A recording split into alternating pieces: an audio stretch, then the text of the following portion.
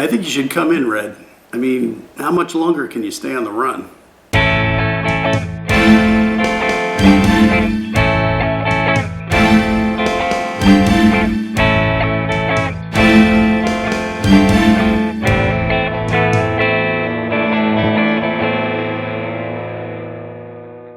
I hear through my unofficial supervillain crime overlord group that you were doing some pretty good work. You have a point, Johnny.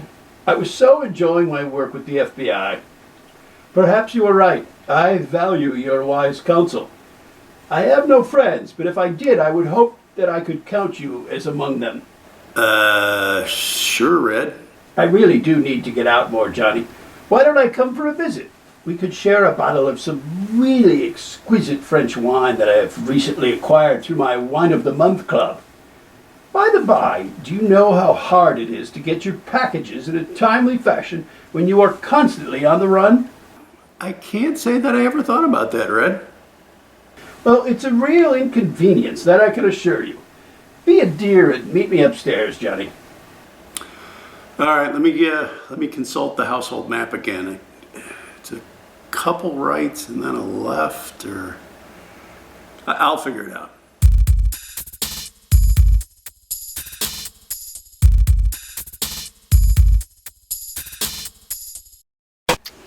Hello, Johnny. I'm sorry we had to meet in such a clandestine fashion.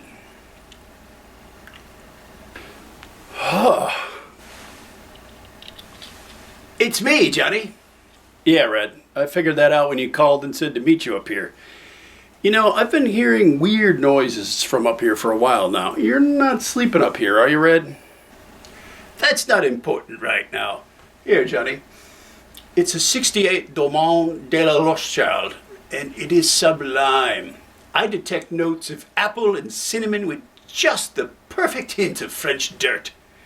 It's intense but refined, a bit complex and absolutely delicious. Cheers.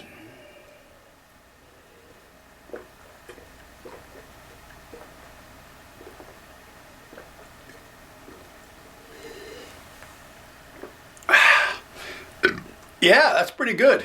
Reminds me of apple cider vinegar. Ah, Johnny, you always had such refined tastes. It's no wonder I miss you as if you were a friend, but of course I have no friends. Why do you keep saying that, Red? Leave it to you, Johnny, to be asking the pertinent questions. People forget that you were in the upper 2/3 of your class at good old State U. A remarkable feat when you think about how little you had to work with. Now, not for nothing, Johnny, but how exactly do you keep in touch with your low society underworld gossips? Now, Red. Come on now.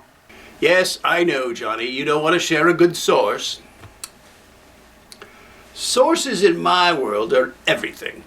Did I ever tell you about the time in kindergarten that I lent little Kelly Kramer my Crayolas? She was this adorable little blonde girl with these big, beautiful blue eyes. I simply couldn't resist her. 10 years later, under the bleachers, she returned the favor and shared her, lady crayon sharpener, if you will, with me. Ever since that moment, I have been a big proponent of learning to share. Getting my doctorate at Stanford in philosophy was a breeze compared to that experience, since I was already convinced of the existence of God. Or as young Kelly had said, "Oh God, oh God." She was quite convincing that God was indeed coming at that moment.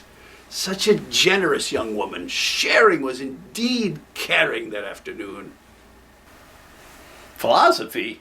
Wait, you're not a real doctor? What was in all those prescriptions you gave me then? Well, mostly they were horse meds, but in my defense, you are an exceptionally large human, and well, it was just so easy, Johnny. You took literally whatever I gave you. It was like having a giant talking lab rat. Who else would take horse medicine? It's really quite incomprehensible. Now, tell me about your source. Okay, Red, I get it. It's not so much of a source as well, it's a Facebook group. Oh my, Johnny, that is disappointing. You'll forgive me if I don't follow that group. But no matter.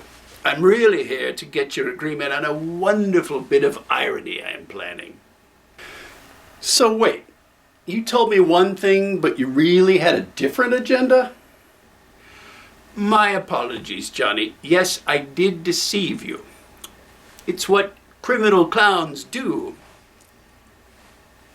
Now, what time of day would a layabout like you take a bath? Splish splash, I was taking the bath, rolled up all beside with their morn, ja ja. Robert dog just relaxing in the dark, thinking everything was alright. Hello, Max. Sorry to disappoint, but things are definitely not all right. You have illegally acquired a rare prize butterfly collection from a friend of mine, and there are some things a man simply cannot let stand. I was just making myself some breakfast in your kitchen when I realized that I was being extremely rude and thought I should bring you some breakfast as well. Imagine my surprise and amusement to find you soaking luxuriously in a tub in mid-morn. I feel the unusual need to tell you the history of the American English muffin. It was popularized by an English gentleman named Samuel Bath Thomas. By 1894, he had moved to the States and was selling Thomas's English muffins. His English muffins became extremely popular in America. Now, if you were currently in jolly old England today, and you were to, say, venture into a Tesco or a Sainsbury's, you could find the exact same muffin, only there they are called breakfast or toasting muffins.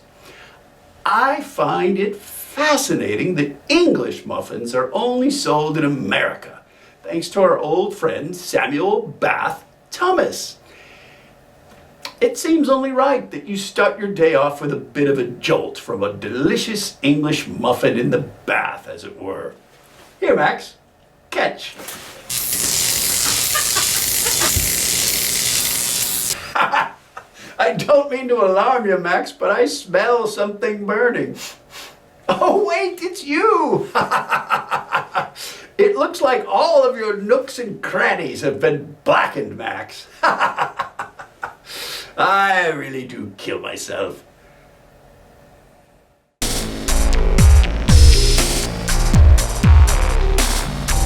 What are we watching, Johnny? It's the final cut of my new commercial. Ooh, let's see it. All right, here we go. Exciting. Have you ever found yourself saying things you wish you hadn't? I'm sorry, but you do know that the 68 Rothschild de la Sequoia is far superior, don't you? Don't be a douche! Ow! Now with Don't Be a Douche, you'll instantly regret saying anything douchey. My wife Gina sure has put on a few pounds. She should go to the gym. Don't be a douche! Wow, that sure did hurt. To order Don't Be a Douche, call 1-888-DOUCHEBAG today. Ow!